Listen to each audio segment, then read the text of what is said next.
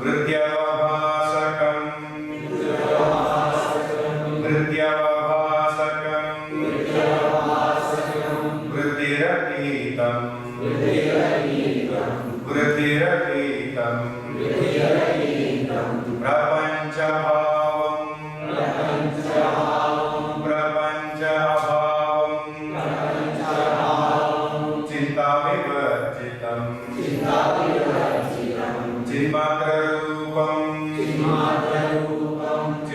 चिन्मयरूपं चिन्मात्ररूपं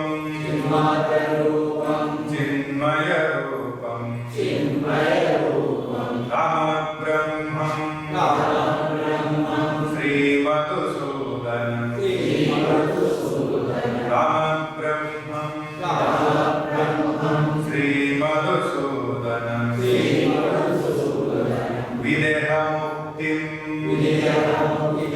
विदेहमुक्तिं अतीतभावं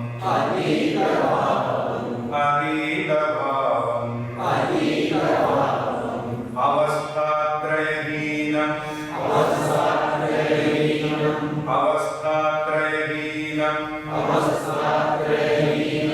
सर्वविवर्जितं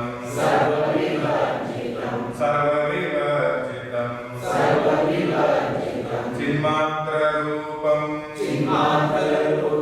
चिन्मयरूपं चिन्मात्ररूपं चिन्मयरूपं रामब्रह्मं श्रीमधुसूदनं रामब्रह्मं श्रीमधुसूदनं निर्गुणनिश्चलं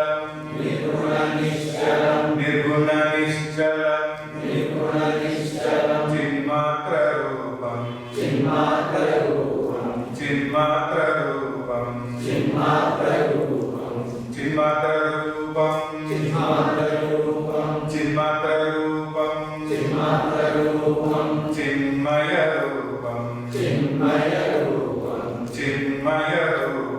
चिन्मयरूपं रामब्रह्मं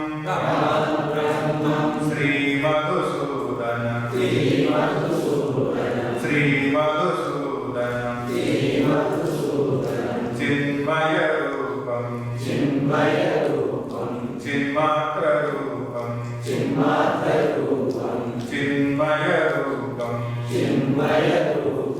चिन्मयरूपं चिन्मात्ररूपं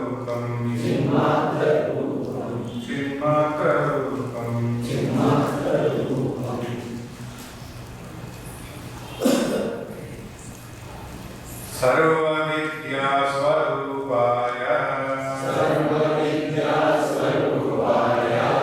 Lakshmi संश्लिष्टवक्षसे मधुवासनलक्ष्याय हयग्रीवाय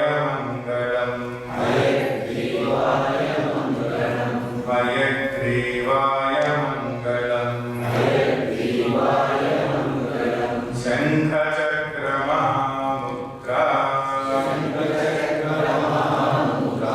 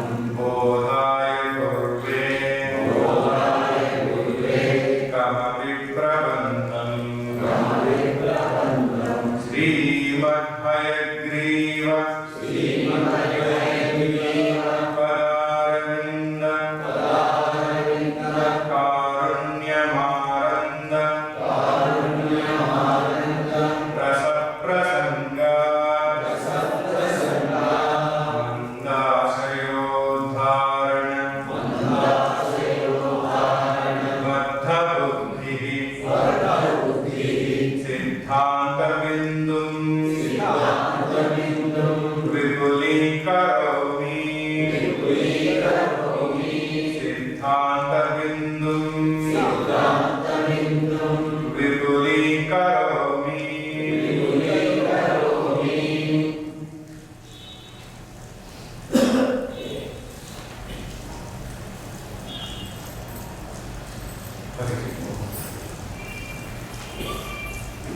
The straightest way to enlightenment is through devoted introspection. This is the first and foremost practice, devoted introspection. When we do introspect, but with the fervor of devotion, meaning very sincere introspection, honest introspection,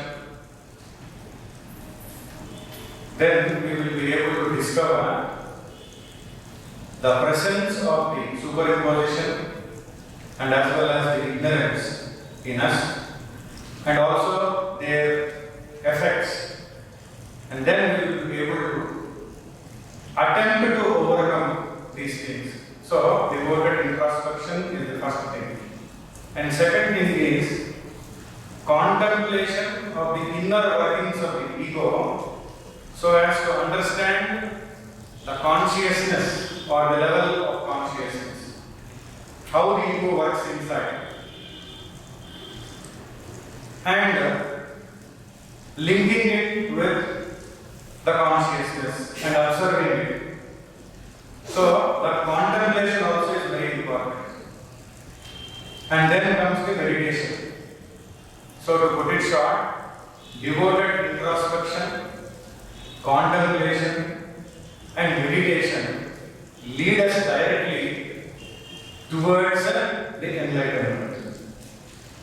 To the enlightenment also finally. But these are very important.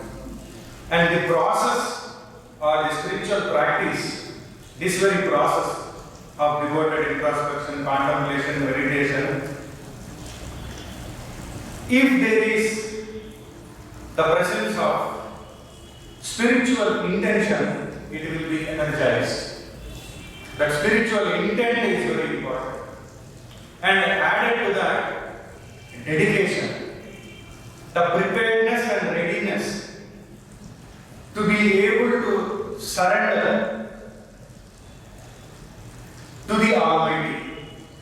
So that is dedication, and of course the devotion of the highest order. So spiritual intention, dedication and devotion, they will energize the very process of devoted introspection, contemplation and meditation.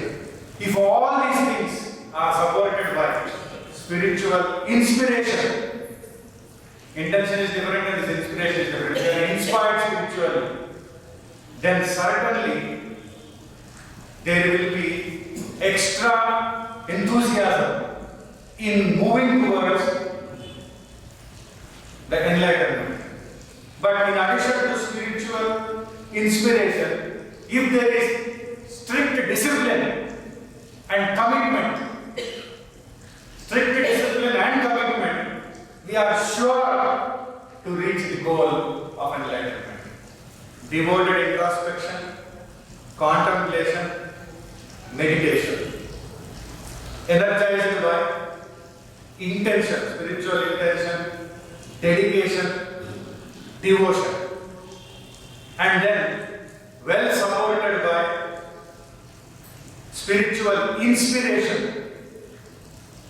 Inspiration is very important. Then discipline and commitment.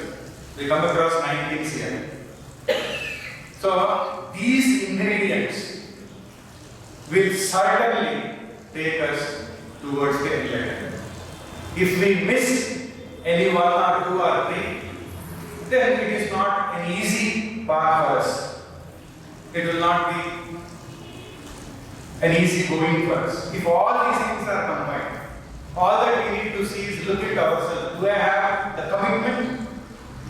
Do I have the discipline? Am I disciplined? Or only at the convenience of ego? Once in a while, I follow this. Or conveniently, I am skipping the practice because there is no commitment. So the commitment also, discipline also, that is why inspiration is important. The inspiration is there, automatically discipline and commitment will be there. Spiritual inspiration. In addition to that, earlier we have already seen, simply meditation and contemplation and introspection also are not enough. They need some energy. Of course, to begin with, introspection only tells us where we stand, what we are, what level we are, how much of the progress do we need, what all things we have to substitute. So, devoted introspection is honest introspection, sincere introspection. Contemplation, meditation. That is not enough. There need to be energy. That is why we have to add the intention, dedication, devotion. Then inspiration, discipline, commitment. 9 things. Certainly we will reach. That is what is the assurance of the great masters.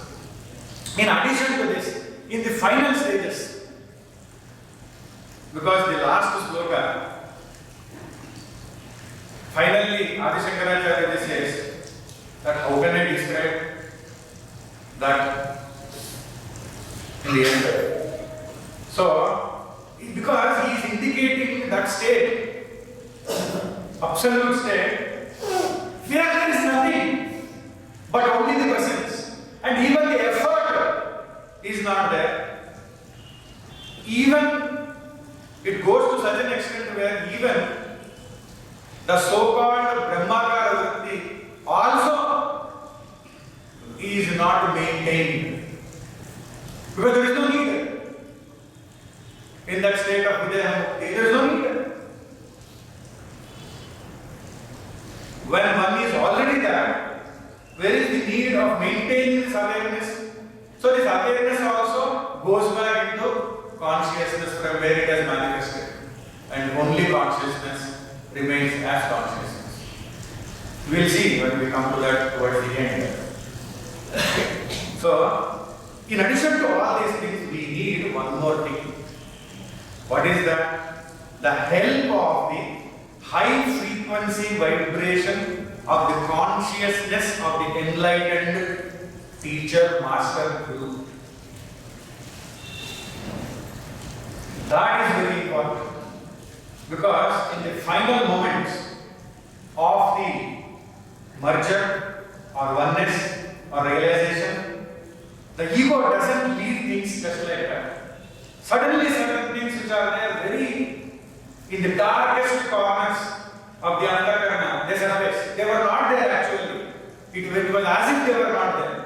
But suddenly they surface.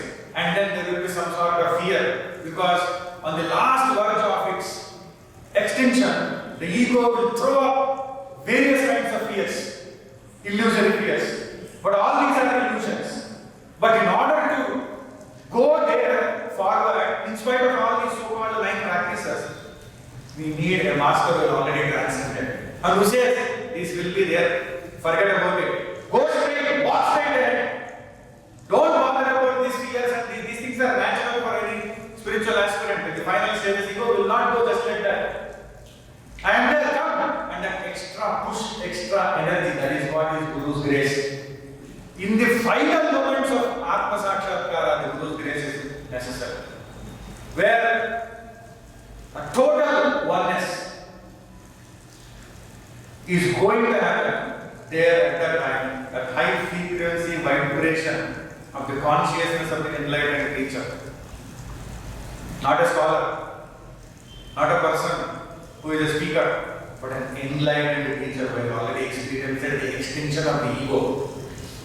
That is why it is said that death of the ego is the most dreadful.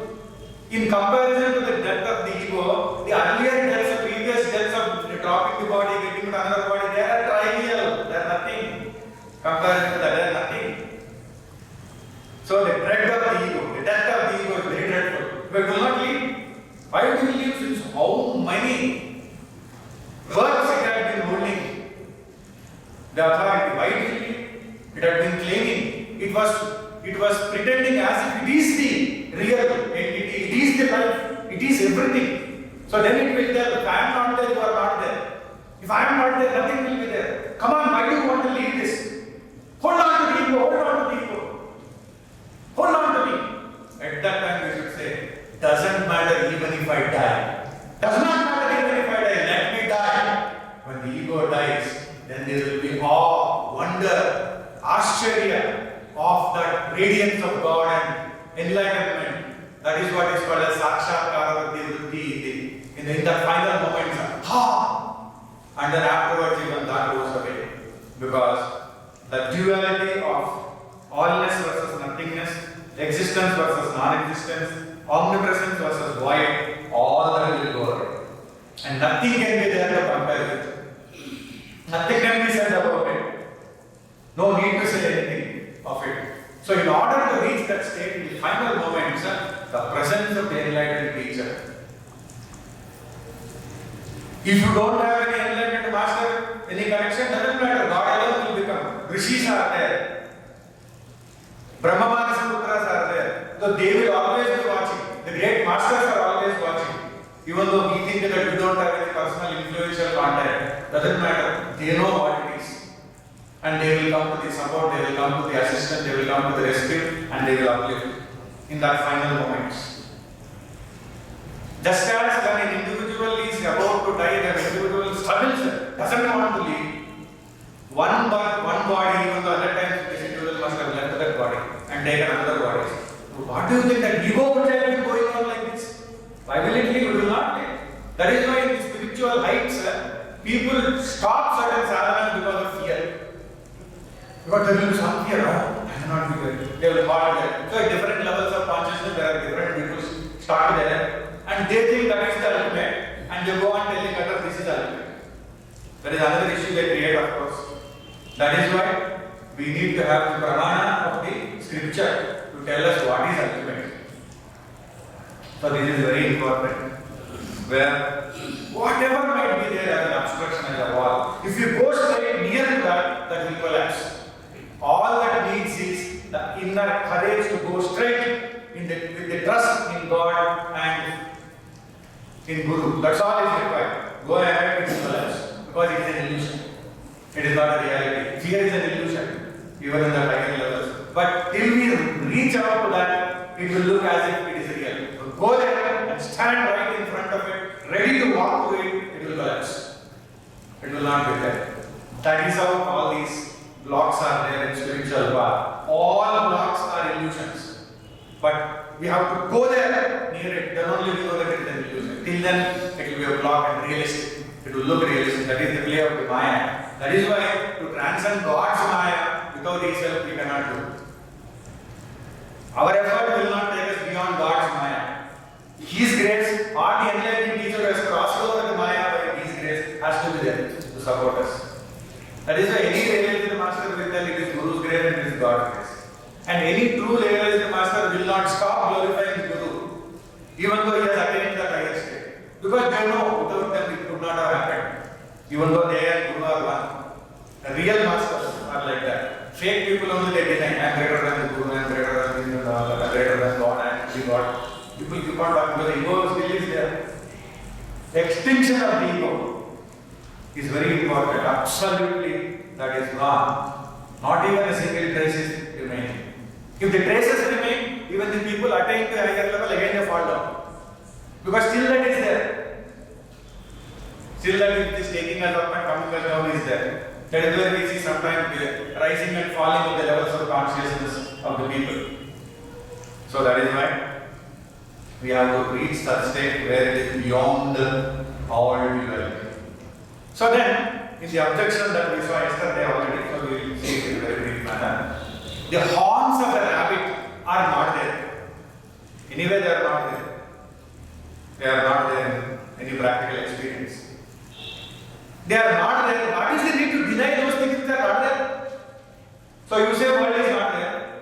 Only Brahman is there. Why are you denying it? That is the question of life. Why are you denying it? You are denying means it is there. That is why you are denying it. What is not there, is it necessary to deny it? No, Robert Hans are not there, Hans of Rabbit are not there. That means they are there. And by the means of knowledge, if something is known somewhere, only that will be denied.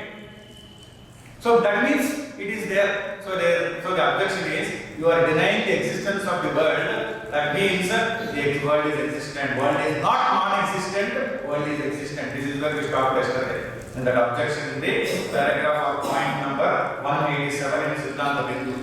So as an answer to it, it is said here, na iti aha. No, it is said. And then na chaikam tadanyat vidiyam kutasya navake valatvam nachake valatvam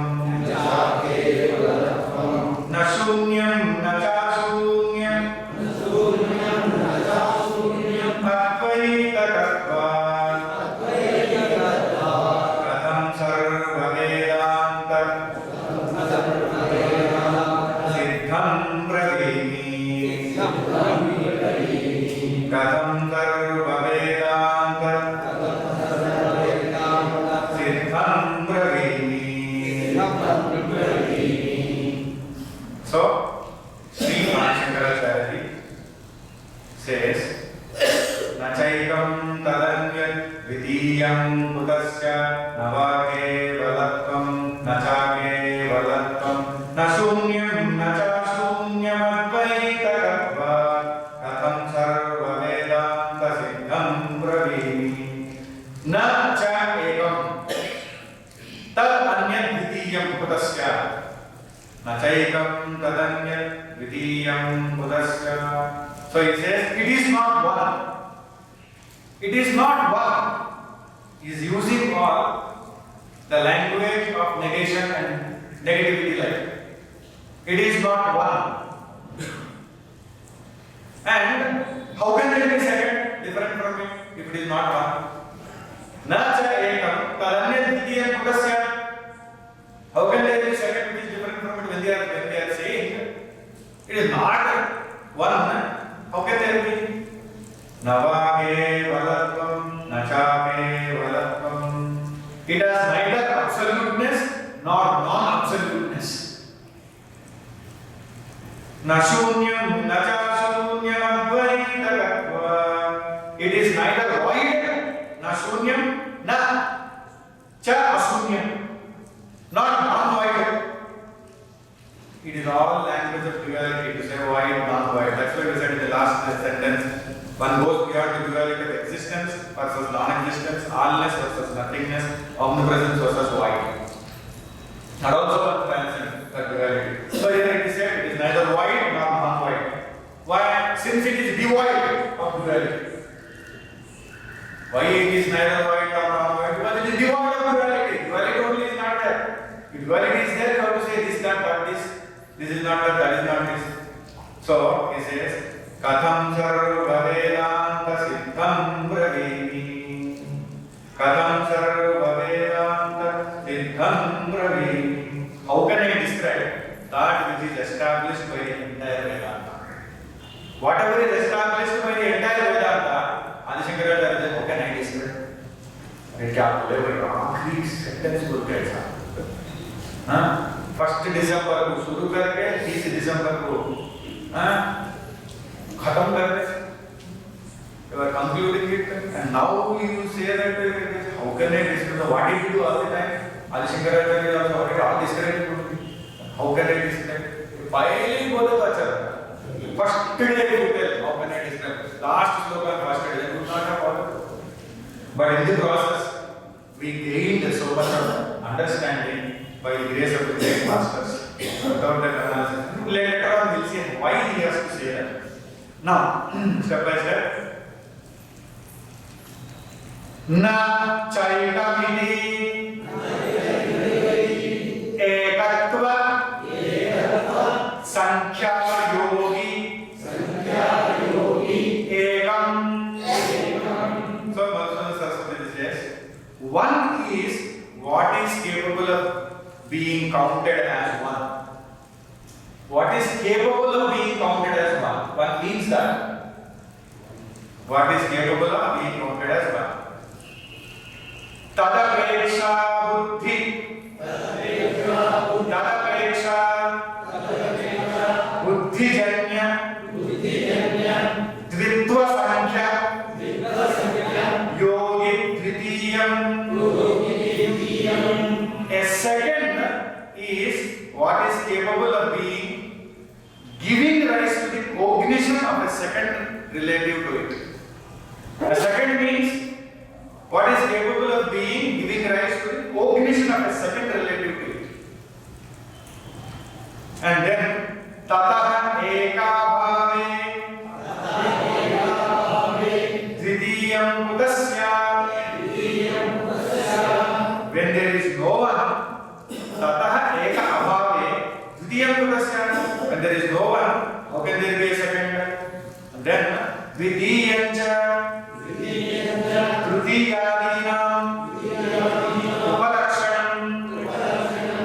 A second means what implies third. One means what implies second. Second means what implies third. When you start like that, it will go on. So that is why in Vedanta, Advaita Vedanta, they say not to, non-dual, not to. So, continuing further, it says, there is one objection here. One only without a second. So, when it is said, one only without a second, they also cite the Shruti and say, oneness is postulated. Then the reply is, na iti aha, nava kevalatvam iti, kevalatvam ekatvam, tasya avidyatmakatvat. It is said in the above sloka, nor even absoluteness, nava kevalatvam. Absoluteness is oneness. Kevalatvam ekatvam. Absoluteness is oneness. The statement in Shruti, one only without a second, is also due to avidya. One only without a second. Because there are so many dualities there. In comparison with that, you are saying without a second, only one. So, when Shruti says one only without a second, it is only repeating the general notion in the world which is due to avidya. In the world of avidya, what is there? Duality is there. So the general notion is not two, it is one. That is how we have to say. Not two, it is one. That also is not need to be told. Because when the duality is not there, how do you say not two? Where is the need to say not two? Where is the need to say one? One means it indicates that it is not two. And two means three. Why all this? Chuk by two. What is the intention here? So, then it is said here, even absoluteness cannot be postulated in respect of the Atma, because this also is a relative term. Absoluteness also is a relative term. Absolute. That also is in comparison to the duality only. So then the question is, then can it be said that if Shruti does not really declare the oneness of the Atma, it follows on the basis of the means of knowledge such as perception, that there is definitely multiplicity. If you are indicating that it is not even one, that means it is multiplicity. Then it is said, na iti aha, na cha akevalatvam iti, akevalatvam anekatvam. Not even non-absoluteness. The answer is no, not even non-absoluteness. Non-absoluteness being, non-absoluteness is being many. So then, in support, the Shruti is being cited here. Neha narasti kinchana. Neha narasti kinchana. From the Brihadaranyaka Upanishad, this follows from the Shruti statement such as, there is no diversity whatsoever here. There is nothing, no diversity. Only that is there. When only that is there, there is no diversity at all. And then, एकम एव अद्वितीयम् एकमेव अद्वितीयम्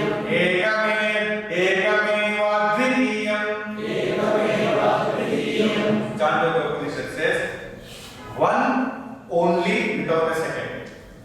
One only without a second. And then Athata Adesho Neti Neti Ityadi Shrutaya. Now therefore, this is from the Brihadaranyaka Upanishad. Now therefore the instruction, not this, not this, not this, not this. So this is the way one proceeds. Na iti, neti neti, not this, not this. Then when one sublates everything like this, negates everything like this, there will be one thing which cannot be negated.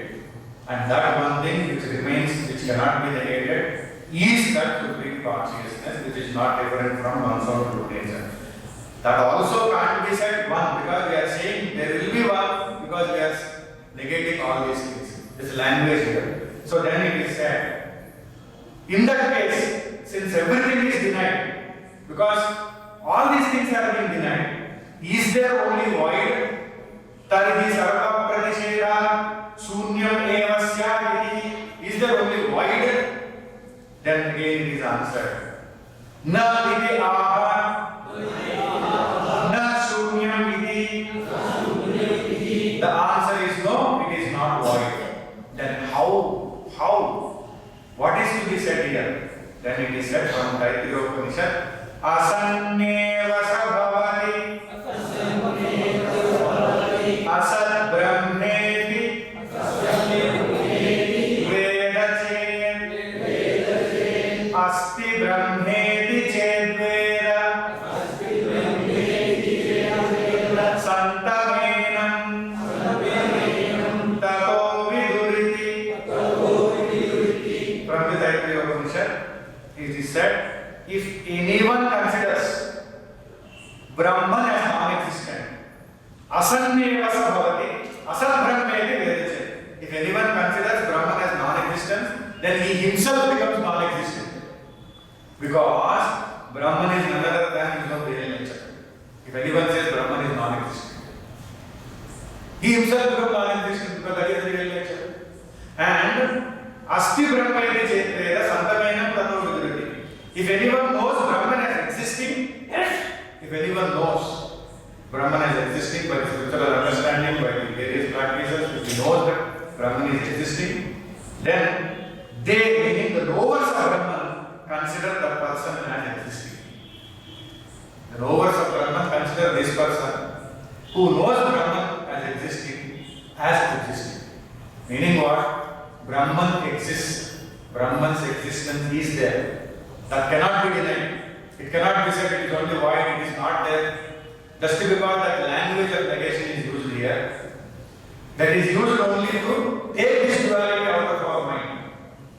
But actually, Brahman is the real existence. Then only I am existing. If I say I am existing, if I say anything is existing, the Brahman's subtle aspect only gives existence to all these things. And I am able to know that I think is existing because of the chitta. And when I experience it and when I feel happy about it, it is only because of the aspect of Ananda of the Brahman. So then, Brahman is existing. Then, in support of that, it is said, Satyam Jnanam Anantam Brahma.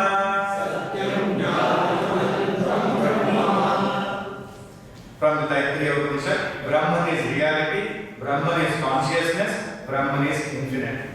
And then again, Shruti statements are being cited here. Sadeva Somyeram Agra Asit. Sadeva Somye Idam Agra Asit. From the Chandogya Upanishad. Oh dear boy, this was only existence in the beginning. This Brahman was only existence in the beginning. Afterwards, so many things came, but this was the only thing. If we have to compare it with the creation and then say that what was there before, this was the only thing. And then इति उपक्रम्य एतदाज्ञमिदं सर्वं तत्सत्यं स आत्मा तत्त्वमसि. All this world has this as the self. The whole world has one thing as the self. That is this. What is this? It is Brahman. It is the reality. Tat Satyam. Sa Atma. It is the Atma. And Tattvamasi, the word. All the world has this self, this Brahman as the self, and that is reality, and that is Atma, and thou art that. So what am I? I am that Brahman, which is the self of all. Because all this world has Brahman as the self. That is the core essence of everything. Ityadi Shrutivihi Satyatva Pratipadanatva Sarva Brahma Adhishthanatva Sarva Badavadhitva Cha. By these Shrutis, the reality of the Atma is declared. What is that? It is the substratum of all illusions. And it is where all negation culminates. All negations end. And what is Brahman? It is the substratum for all illusions. In order to negate these illusions, this type of language is used here. Finally, there is no illusion, and there is no duality, and there is no need for any negation. That alone exists. Even to say that also is not possible. Later on we will see how Adi Shankaracharya also puts it hiddenly, and Madhusudana Saraswati brings it to surface and then explains how this is being taught actually. Without saying a word, it is taught. That is the ultimate teaching. But to reach there, all this is necessary. So then it is said, Tarihi Satyatva Jnanatvadi Dharmatvad Apisya. Then it would mean that Atma has the qualities of being real, being knowledge, etc. Then again, another type of thought is being raised here. One college girl was talking to her friend, who is also the student in the same college, is another college. Do you think Rakesh will love me after we are married? One girl, do you think Rakesh will love me after we are married? And the other girl said, of course, why not? He loves only married women. Now this is a statement. He loves only married women. Meaning what? Because you are married woman, since he loves only married women, he will love you also. Because he is already loving so many. He is after married women. That is what is the statement. Statement is, of course, why not? Because he loves. The statement can go like, he loves every married woman. That is what the statement. Meaning what? The statement is not confirming the love of that person only to this girl. That is what is the statement. It looks like straight, but it is indirectly negating that love. Because he is already after everybody, he is chasing many people, and don't expect that he will love you. Because he is already having a habit of chasing so many. Forget about that love. But that is not said like that. Indirectly it is said. After reading an article on overpopulation, because the teacher distributed that article to the students and said, come back tomorrow with solutions according to your thinking. So because the world is overpopulated, an article was given. And then, again next day, she asked, what is your solution? And one boy got up and said, in the article it is mentioned that there is a woman having a baby every second. according to the statistics, there is a woman having a baby every second. So my suggestion is catch hold of that woman and stop it. But student, he understands it in a different way.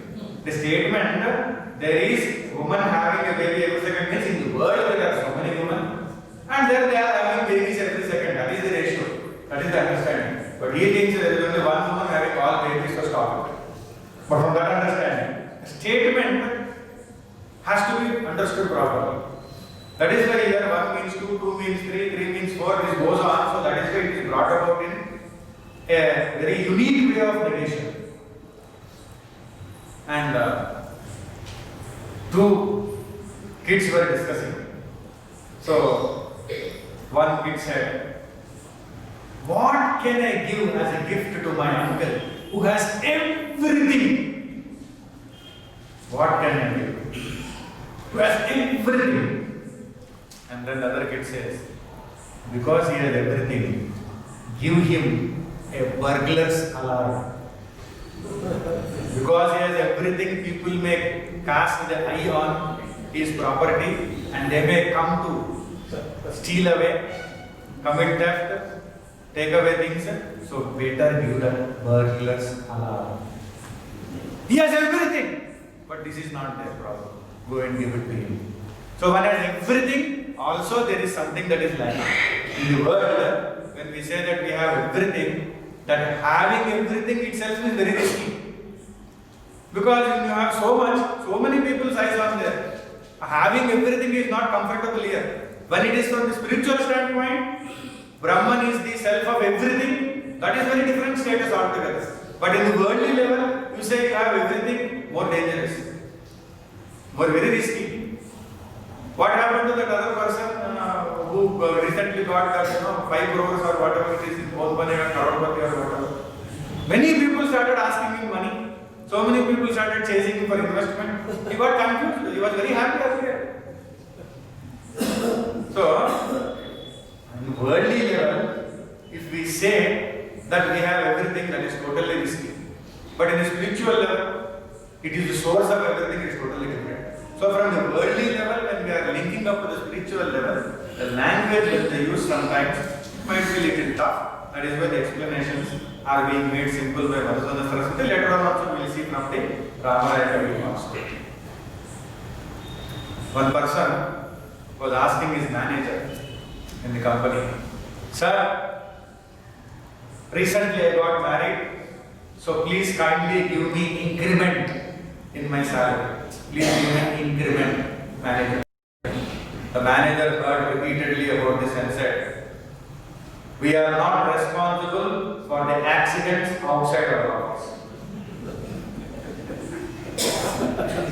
We are responsible only for the things that happen inside our office. Naturally, when we get involved with more, then there is more responsibility. Then there is more thinking that goes with it. Then there is more burden that goes with it. So, when the worldly level, we say 1, 2, 3, 4, that goes on increasing. So, in order to negate the whole world, a negative statement might be used. Then continuing further. Because it has been said that it is non-void, nacha ashunyam iti. Non-void means not empty. Non-void, the statement not empty. That means there is something on it, such as a quality, or in other words, it has some quality. Not empty. Not empty. So, not empty also, here it is said, so by the double negative, not non-void. Not non-void. It is meant that it does not have any quality. Why they are using double negative, that is being explained here. When you say not empty, maybe not empty might be a quality.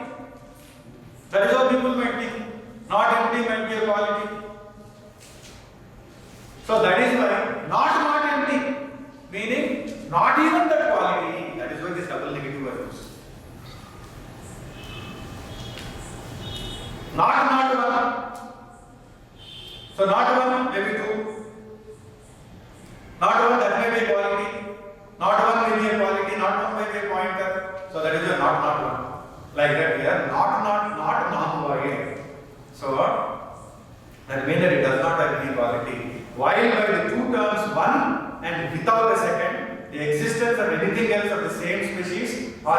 species is denied. One and without a second. Existence of anything else of the same species or a different species. Sajatiya Veda, Vijatiya Veda is denied. By the term only, all differences, such as the difference between a quality and the possessor of a quality, Swagata Veda, also is denied. When he said Eva, all differences are difference between a quality and the possessor of a quality. Quality, the possessor of a quality, that also is denied. That no quality is being possessed by that. Qualities are all connected with avidya and maya. How can you say that the quality possessed by maya? So that quality also is negated here. That's why the double negative. So no difference at all is allowed. Sajatiya, Vijatiya, Swagata, Veda. That way also. So Sarvatra Hetum Aha Advaita Tattva Iti Dvitha Iti Dvitam Tasya Bhava Dvaitam Dvitha Iti Dvitam Tasya Bhava Dvaitam. The reason for all this is given as because of being devoid of duality. See here they are trying to explain here what is divided into two is dual. The state of being dual is duality. What is divided into two is dual. The state of being dual is duality. And then there here the citation by Vasundhara from Vartika Sureshwara from Rudranath Bhasha Vartika. Taduttam Vartike Dvidhetam Dvitam Ityahu Tadbhavo Dvaitam Uchyate. It has been said in the Vartika by Sureshwaracharya, especially in the Brihadaranyaka Upanishad Bhasha Vartika, what is divided into two is said to be dual. What is divided into two is said to be dual. Such a state is called duality. What is said to be, what is divided into two is dual. Such a state is called as duality. So, na vidyate dvaitam dvidha bhava yatra dvaitam iti akshara. Where there is no duality or the state of being divided into two, that is non-duality. This is the literal meaning. Where there is no duality or the state of being divided into two, that is called as non-duality. So, since it is only the knowledge of the counter-correlative that is the cause of easily becoming aware of the absence of something, since the duality has been accepted as the indeterminable, denial is quite logical because the objects are knowable through means of knowledge such as perception. Now, put it as a summary. This is being said. World is totally non-existent. That is what people say. But here, Advaitic view is world is not totally non-existent. World is not totally non-existent. The Advaita view is that world is neither real nor unreal. Moreover, it has been accepted as having empirical reality, worldly reality, transactional reality. So, the objects in the world can be known through the means of all knowledge, such as perception, inference, etc.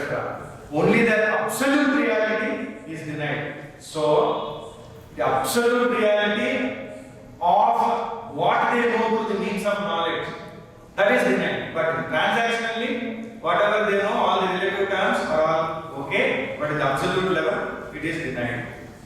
And then it says, then finally, the point here is, in that case, please indicate such an Atma by pointing out with the finger. Sida bolo. ऐसा क्यों बोल रहे? सीधा क्या बोल सकते? That is what is said here. What is said? सीधा बोलना न इति आहा. It is not possible. कथम ब्रवीमि इति किम आक्षेपे. That is why state. How indicates impossibility. Description of the indescribable. That is what is being tried. And then it is said, Advaitakattvena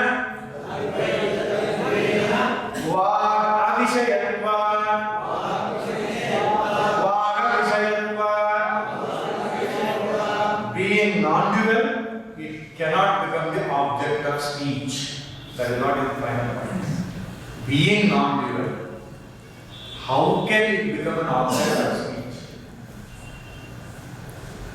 If there is a speech, somebody is speaking, in that absolute state, the speech also cannot reach there. Because it is non-dual. How can it be indicated by speech? Then how it can be indicated? This is the crux of the entire thing of the 10th sloka. From the Nrasimha Tapaniya Upanishad. Avachanena eva provacha. Avachanena eva provacha. Avachanena eva provacha. Avachanena eva provacha. He explained it without words. That is the statement. How can I describe? That is the why Adi Shankaracharya said, because it can be ultimately explained only without words. That is why Dakshinamurti, when he taught this to Sanaka Sanandana, Sanat Kumara, Sanat Sujata, or Sanaka Sanandana, Sanatana Sanat Kumara, names are like that. So, whatever it is, Brahmamana Sutras, without speaking anything, it was communicated. That is all. Because in the highest level, there is no need to speak. In the para level, there is no need. You sit there, they sit there, it is transferred. That's all. And they transcend. The highest level. So that is why he said that he explained it without words. Why? Another proof from Taittiriya Upanishad. Yato vacho nivartante.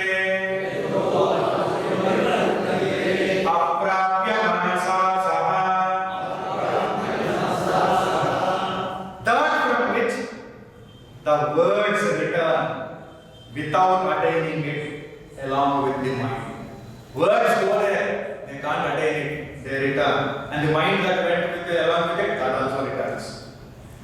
Because the words and the mind all are related to the dual world. The projected superimposed world. So once they reach there, they just become extinct. Then only that can be experienced. So that is why when the false ego which is claiming itself as the reality disappears, then what is real remains as real. If a candle light goes to measure the sunlight near the sun, will the candle light still remain? Candle will melt, light will vanish. But what will remain? The original light will remain. Our ego is like a candle light trying to measure the sunlight like Brahman. Going there. Once it goes there, gone. That is gone. No more light, candle light. But oh, so such a effulgent light that there is no comparison. How can we compare? One candle light, two candle lights, 100 candle lights. That is why it is not candle light, not candle light. Or it is different light. So if sunlight itself cannot be compared with the candle light, suppose a firefly goes to measure the light of the sun, firefly, what it can? That will not be there. Nothing can be seen. So there is no comparison. Nothing can be compared. So that is beyond any comparison. That is why avachanena eva provacha. And then na vijnate vijnataram vijaniya na vijnate vijnataram vijaniya ityadi shrutibhya. This is from the Brihadaranyaka Upanishad. The knower of knowledge, one who knows the knowledge. You cannot know the knower of knowledge. Then you have to be somebody other than the knower. Then if you are somebody other than the knower becomes limited. Then again the same thing applies here. So you cannot know the knower of knowledge. So if it is asked, how can Vedanta be valid means of knowledge if the Atma cannot become the object of speech? Then the answer is Avishaye Api Atmani Tadakara Vritti Matrena Tad Avidya Nivartakatva Idi Aha Sarva Vedanta Siddham Iti. Even though the Atma is not an object of ignorance, see, even though the Atma is not an object, ignorance about it is destroyed by the mere vritti of the mind in the form of Atma. How the ignorance is destroyed? Only by one vritti. What is that vritti? It is in the form of the Atma. Akhanda Akara Atma, Brahma Akara vritti of Akhanda Atma is there inside the mind. This is expressed by the term that which is established by the entire Vedanta. If speech is not going there, how am I to realize that ultimate truth? How am I to reach there? Simple. What takes you there? That we are telling. How? It is all established in the Vedanta. Entire Vedanta. What is that? Simple. The Brahmakara vritti will take us there. That is what it is. So if mind returns from there, if the speech returns from there, how it is? Simple. The vritti is enough. Brahmakara vritti will take us there. And then Shruti statements are being cited in para 198 of Siddhanta Bindu. Yasya matam tasya matam matam yasya vedasah avijñātam vijñātam vijñātam avijñātam. It is said in the Upanishad that is being cited here. It is known to him to whom it is not an object of knowledge. It is known to him to whom it is not an object of knowledge. He who thinks he knows it does not know. I know. Meaning what? I am there and that has become the object of my knowledge. So still the duality is there. So he who thinks I know it, he does not know. And it is unknown to those who think they know it well. Oh, मेरे को बहुत मालूम है उसके बारे में. It is unknown to those who think they know it well. And then it is known to those who know that they do not know it. It is known to those who know that they do not know it. Because they don't claim. Because who knows? Who is there to claim? Is this ego? Ego anyway cannot know. To whom am I telling? To other people who are in ignorance. So how will they understand? So better keep quiet. So somebody asks, I don't know. So those who say, who do not, that they do not know, they know it. So that doesn't mean from tomorrow onwards I don't know, and that's why I don't know. In the normal process of understanding, unless something becomes an object of my knowledge, I cannot know it. But here, this is beyond our internal organ, beyond all the senses that we have. So, that is never an object of senses, never an object of mind, never an object of internal organ. It cannot be. That is beyond. That is why it is said, who says, I know it through my internal organ. They don't know. I know it very well through my internal organ. They know not. And who say, I don't know. Because, how can I know through all this? Who is there to say that I know? How can I say I know? Who knows it? If I go to measure, how can I know it? That is why the salt dal goes to measure the ocean. How can it know? It will measure it. So that is why the salt dal says, after going there, after merging in it, still if there is some possibility of it sayings from there in the ocean, merged in the ocean, but at the same time, if it still has the capacity to say something, it says, I don't know. How can I know? Because I have become that. I am not separate from that to know it as an object. I am one with it. I am it. How can I know? So, from that statement, again it is said, Yan manasana manute Yedahur manomatam Tadeva brahmatvam vidhi Nedam yedidam upasate. That which is not comprehended by the mind, yan manasa na manute, yenahur manomatam. But that by which the mind is said to comprehend, that which cannot be comprehended by the mind, but that by which mind is said to comprehend everything. So that alone makes the mind to be alive, function, and to comprehend things, and to understand things, to know things. But that cannot be known by the mind. Because of that only mind knows everything. Again, the most common example what was being given is, if we want to know the light inside the battery torch light, if you want to know the battery inside the torch with the same light, how can you know? So like that, here the important thing is, know that alone to be Brahman and not that which is worshipped. So, whenever we are seeing here as something different from us, then again still there is a limitation in it. So that which is beyond this is Brahman. That alone which is beyond all this. Ityadi abhishayatvam atmanah darshayate. So all these things show that Atma is not an object. Then Tadevam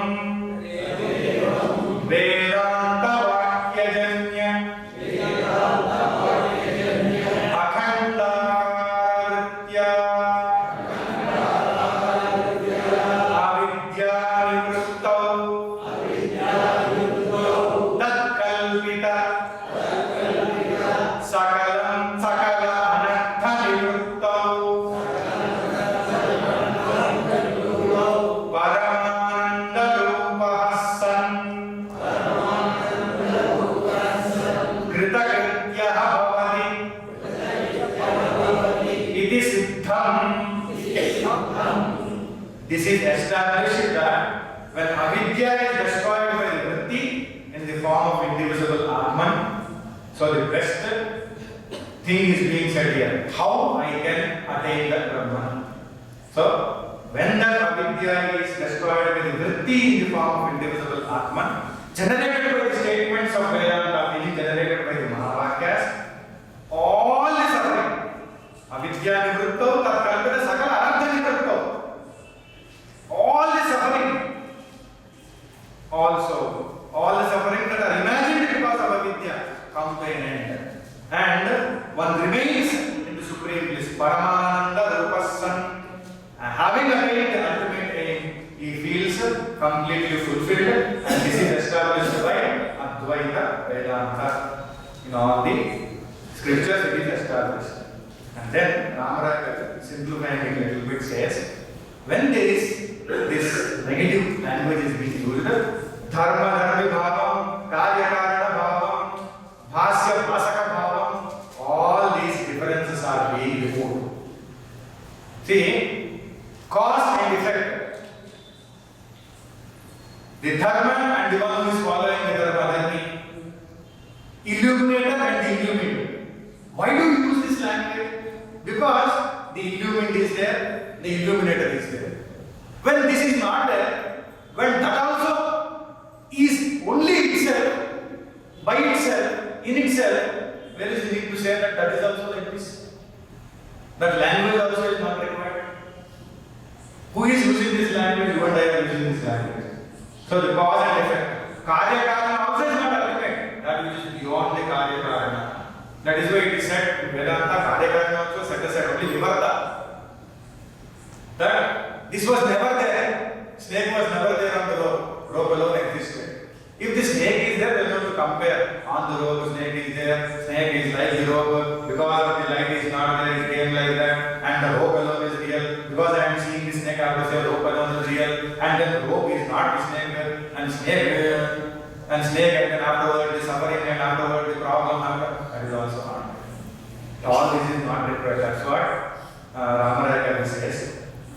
And he says, again, Akhandakara Vritti is what is very important, and Akhandakara Vritti alone gives the ultimate experience. But Ramaraya gives one nice example.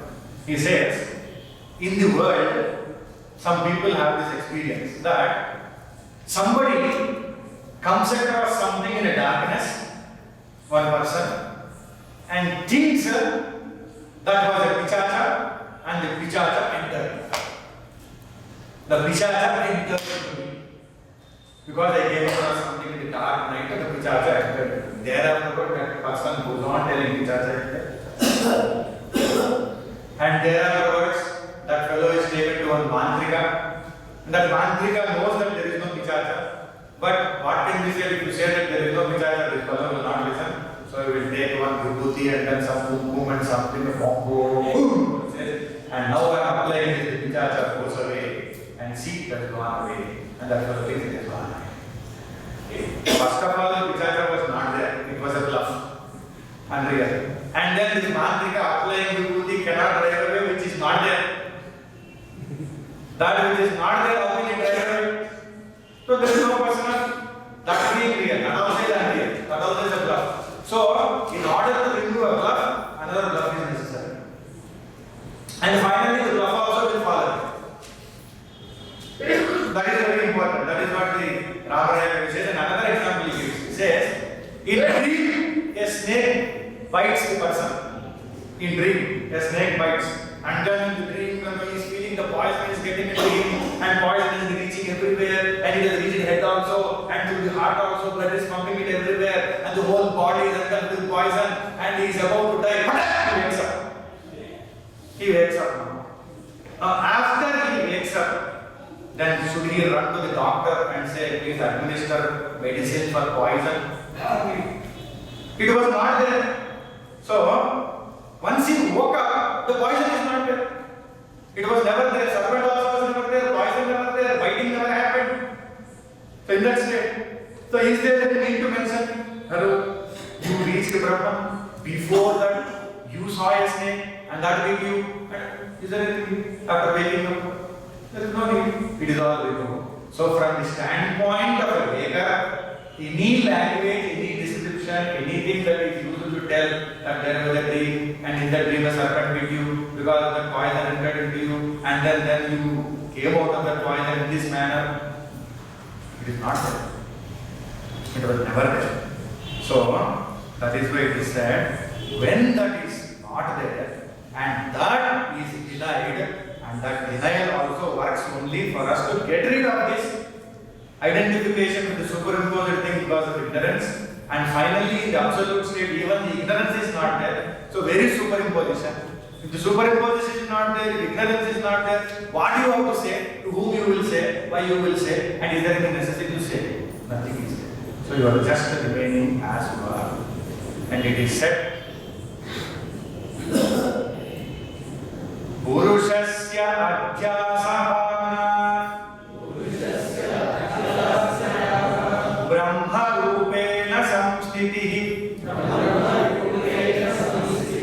मुक्तिरित्युच्यते सेयम् नित्या किन्तु तिरोहिता. In the Vedanta Nishchaya, Ramaraya Kavi says, in the path of Advaita, due to the discrimination of the self and the not self, the superimposition gets eradicated from the Purusha, from the person, from the being, whosoever is thinking that it is there. What we have to do, the distinction between self and not self. And then he says, Adhyasa means Jagat superimposed in Brahman, Antakarana Sharira Bhavana superimposed in Pratyagatma. This happens due to Maya, Avidya and Ajnana. So, liberation does not happen till this Avidya is removed, till this superimposition is removed. So, mukti means destruction of adhyasa or superimposition and realizing oneself as Brahman. So, what we have to do? The jiva has to separate himself from the drishyam and think oneself to be the drashta, the seer, and the drashta, the witness, and the drik, the seer, and then that is how one has to remain in that only. So it is said, continuously accompanying Atma with Akhandakara vritti, and if that is there, such a jiva attains the Jivan Mukti, and he remains as Atma Rama, always reveling in that state. And in Jivan Mukti there is Akhandakara vritti, but in Videha Mukti that also is not required. So in order to reach there, initially we need Samadana, Adishakka Sampatti, and then afterwards we need the Chitta Shuddha, Chitta Shuddhi, and then once the Chitta Shuddhi is there, then we attain the moksha. In the process, we will also see that we are going beyond all the dukkha and we are only reveling in the Swa Atma Ananda. Then it says, Ramaraya says, Pramata, Prapancham, Avidya, Vedanta Vakyas, Guru, Akhandakara vritti, Vidya, Prapancha Nivritti, etc. are all delusion. What are?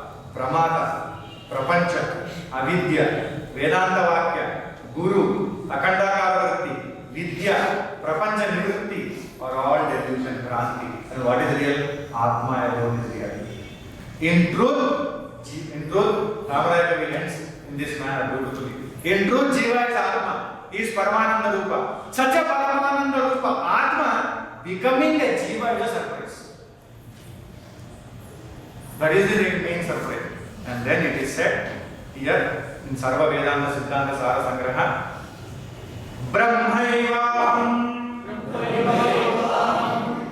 Chidevaham, Brahmaivaham, Chidevaham, Eva Vapina Chindyate, Chinmatra Eva Yasthishte, Videho Mukta Eva Saha, Brahmaivaham, Chidevaham, Brahmaivaham, Chidevaham, Eva Vapina Chindyate, Chinmatra Eva Yasthishte, Videho Mukta Eva Saha.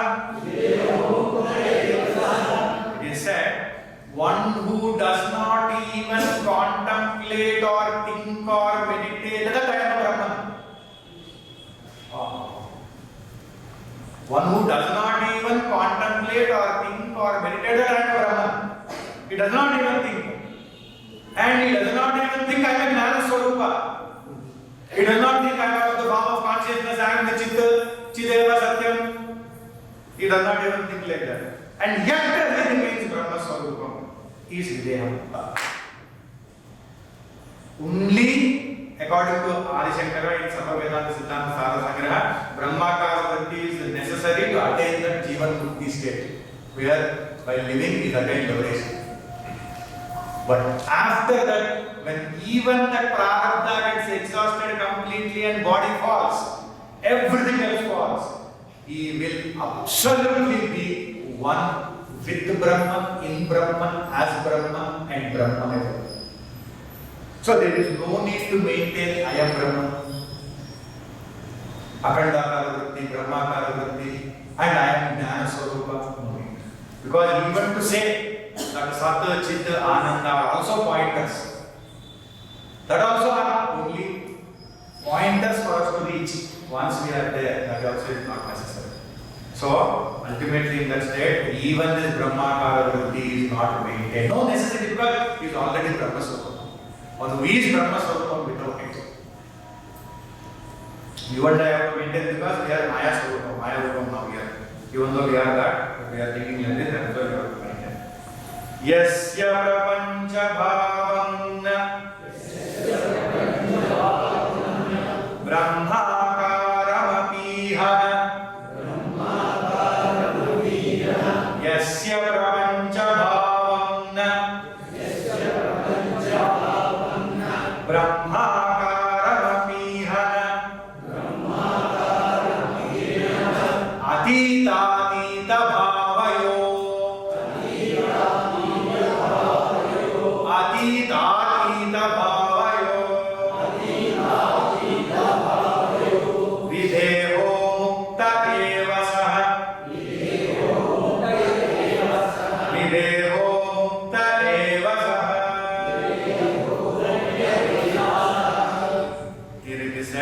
there is not even the meditation on Brahman as the object of meditation.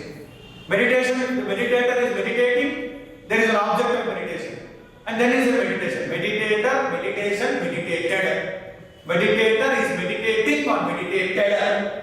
So that means what? Still that is Vikalpa is there. So but here in Vidyasamukti, that meditator meditating on the object of meditation is not there. So even meditation is not there.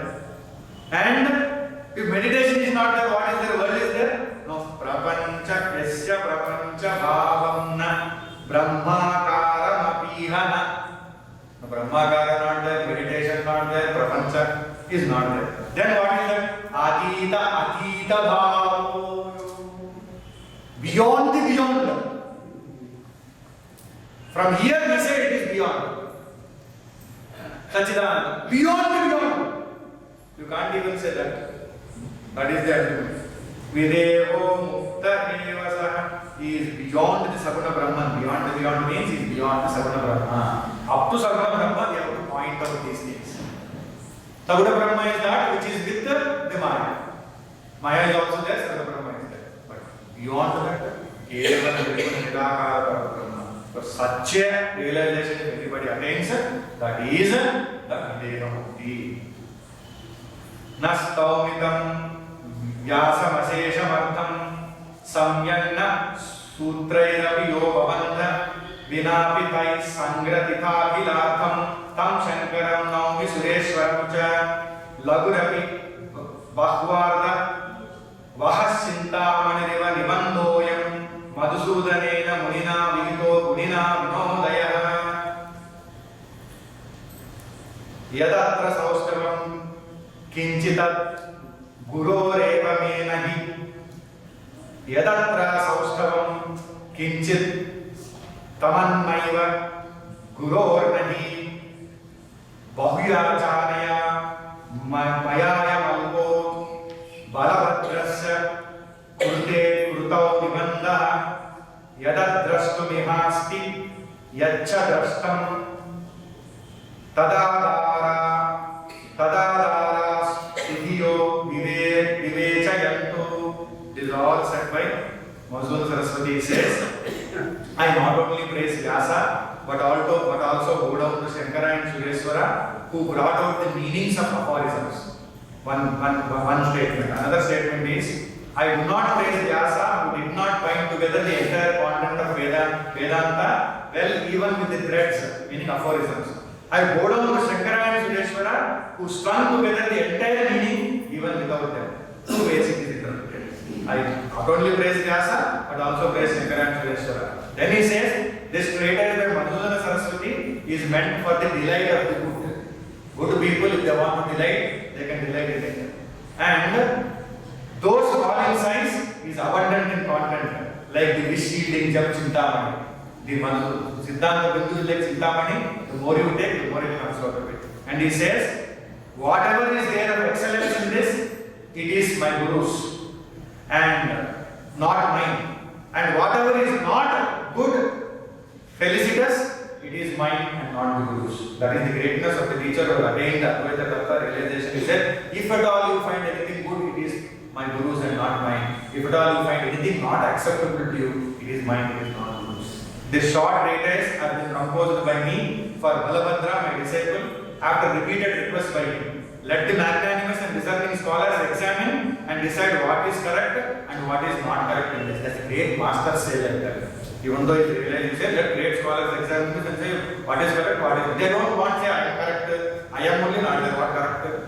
So what is correct, what is correct, let them examine. So, Iti Srimad Paramahamsa Parivrajikacharya Sri Vishweswara Saraswati Bhagavat Pujya Shishya Sri Madhusudana Saraswati Virajaka Siddhanta Bindu Namaka Grantha Samaptaha. Hence, Siddhanta Bindu composed by Madhusudana Saraswati, disciple of the most revered Paramahamsa Parivrajika Sri Vishweswara. And then Ramaraya says something. Yomananta Vedanta Jayena Sarvam Ardam Bhavashena Numastamisham Sutraihi Yadhihi Sakalagamartham Provachayo Vyasa Maham Numastam. Meaning, Sri Vyasa Bhagavan, who unending Vedanta Vakyas told so many things. Actually, even higher than him is Ishvara, beyond the Vyasa also is Ishvara who told unending Vedanta Vakyas through them, so many Vedanta Vishayas. He is so great, and then even more glorious than him is the Vyasa who condensed it into few sutras. But meaning what? Not that Vyasa is greater than, so he is not like that. Meaning, for the sake of the ignorant person, instead of telling so much, it is condensed into few sutras. 555 sutras by Vyasa, Brahma Sutra, that is, he is great. He is to be more glorified. Then he says, through Brahma Sutras, he has said so many things, but more glorious than him is, without those sutras, many things have been said in one place, or bringing them all together in one place by Adi Shankara and his disciple Sureshwara. They are more great. And then he says, Ramaraya Kavi says, here Ramaraya Kavi says, Nastaumitam Shankara Makilardam Ucheya Alamya Cha Sutra Rasim Uche Dasastokam Ashrayoya Sarvardhamide Madhusudanantam. He says, through Sutra Vashyas, so much is said by Adi Shankara, but in 10 slokas, that so much is said by the Vyakhyana in 10 slokas by Madhusudana Saraswati. So I glorified Madhusudana. And then he says finally, Srimad Hayagriva Mayoti Vela Vijnana Sindhuschiti Kantharena Ramena Santapta Janavanaya Siddhanta Bindum Vipulam Yatani. He says, Chiti means Jnana, Kam means the water of Jnana, Bindu means a drop of that water. Chiti means Jnana, Kam means the water of Jnana, and Bindu means a drop of that Jnana. He says, Hayagriva is Vijnana Samudra. Hayagriva is the ocean of Vijnana. From that, Ramaraya Kavi drank the water of Jnana. From that, Ramaraya Kavi drank the water of Jnana. And through the cloud called as Siddhanta, Sindhu, he glorified Siddhanta Bindu. So from there, one drop comes to us.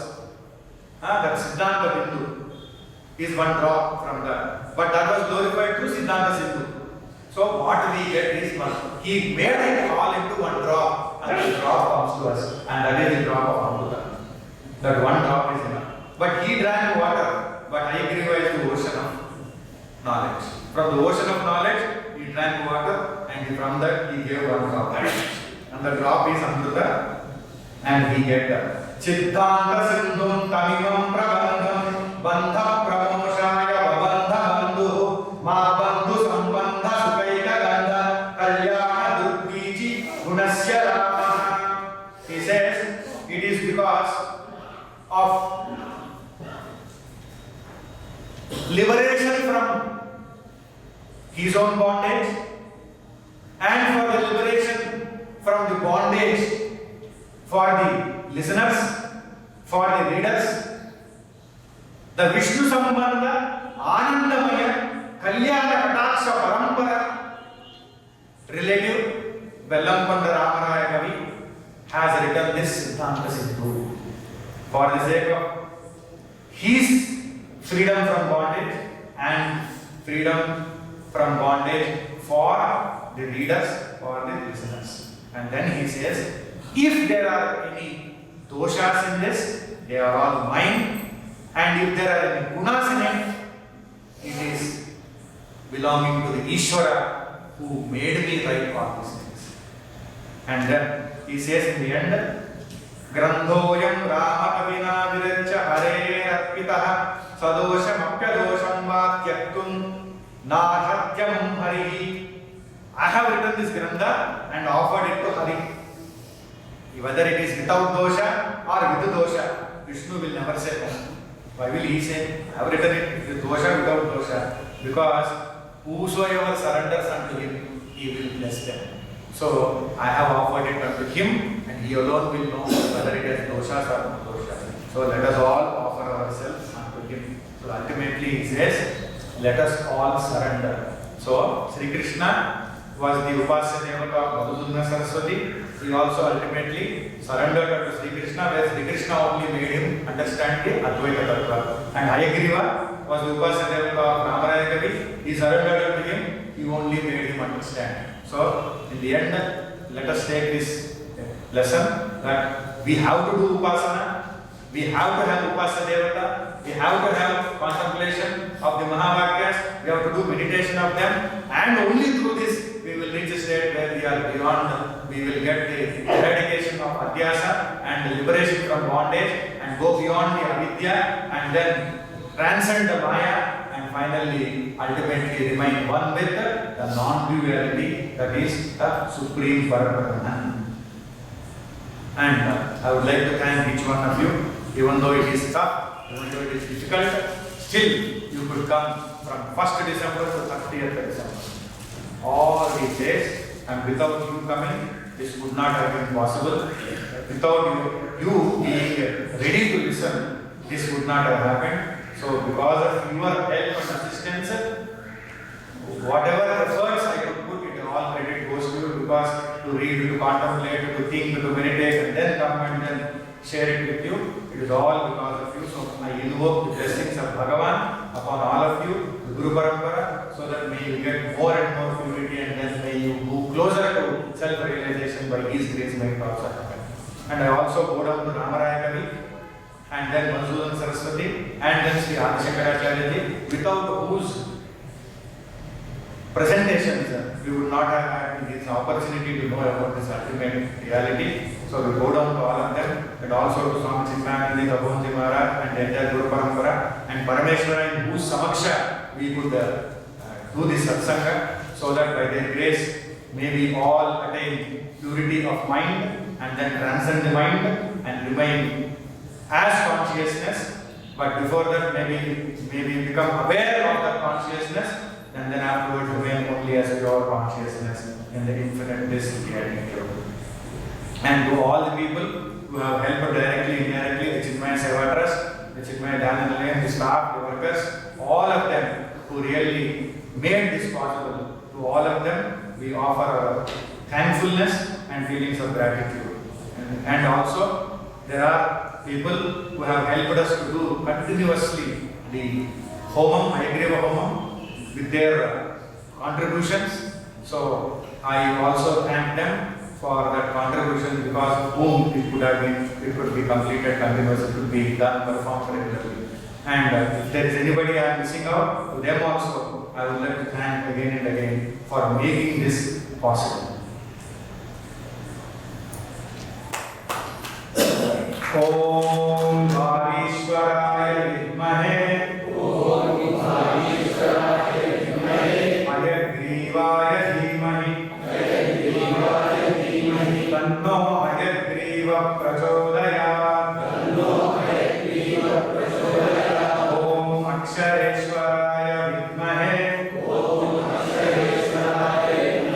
Mantrarajaya Dhimahi Tanno Hayagriva Prachodayat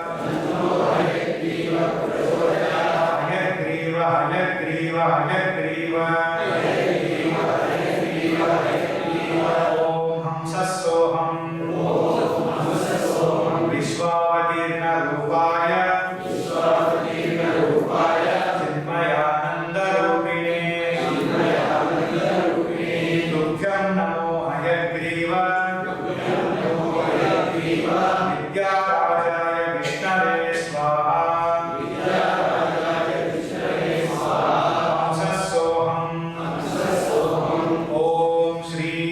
ओम नमो भगवते हयग्रीवाय विष्णवे मह्यं मेधां प्रज्ञां प्रयच्छ स्वाहा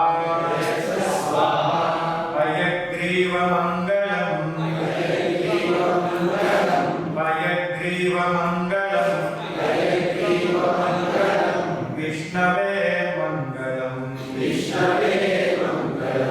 विष्णवे मंगलम विष्णवे मंगलम विद्याराज मंगलम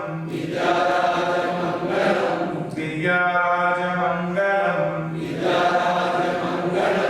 विष्णवे मंगलम विष्णवे मंगलम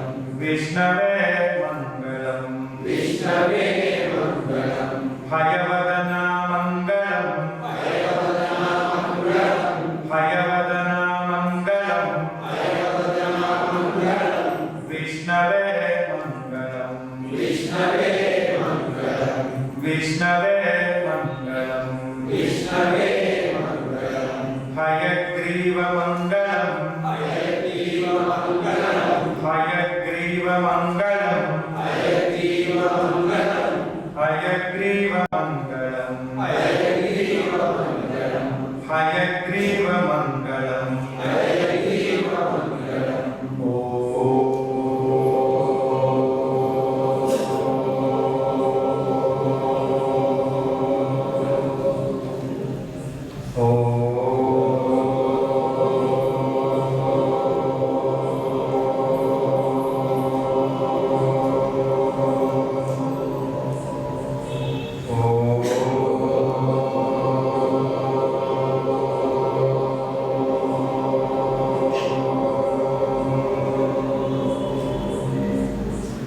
सर्वे भवन्तु सुखिनः सर्वे सन्तु निरामयाः सर्वे भद्राणि पश्यन्तु मा कश्चित् दुःखभाग् भवेत् असतो मा सद्गमय तमसो मा ज्योतिर्गमय मृत्योर्मा अमृतङ्गमय ॐ पूर्णमदः पूर्णमिदं पूर्णात् पूर्णमुदच्यते पूर्णस्य पूर्णमादाय पूर्णमेवावशिष्यते ॐ शान्ति शान्ति शान्तिः हरिः ॐ श्री गुरुभ्यो नमः श्री परम